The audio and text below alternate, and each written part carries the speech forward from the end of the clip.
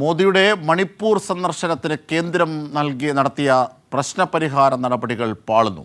വെടിനിർത്തൽ നീട്ടാൻ ധാരണയായെന്ന കേന്ദ്രവാദം കുക്കി മെയ്തേയ് വിഭാഗക്കാർ തള്ളി. അടുത്തയാഴ്ച പ്രധാനമന്ത്രി മണിപ്പൂർ സന്ദർശിക്കാനിരിക്കെയാണ് കേന്ദ്ര ഇടപെടൽ പാളിയത്.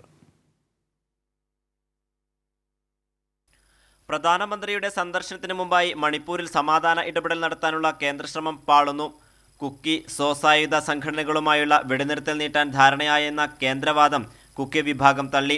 വെടിനിർത്തൽ ധാരണയായെന്നും ഇംഫാൽ താഴ്വരയിലേക്കുള്ള ദേശീയപാത ഉപരോധം അവസാനിപ്പിച്ചെന്നുമായിരുന്നു കേന്ദ്ര സർക്കാർ പ്രഖ്യാപിച്ചിരുന്നത്. എന്നാൽ ഈ വാദവും സംഘടനകൾ തള്ളി.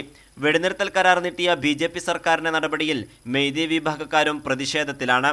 ദേശീയപാത ഉപരോധം പൂർണ്ണമായും അവസാനിപ്പിക്കില്ലെന്നും സംഘടനകൾ വ്യക്തമാക്കി.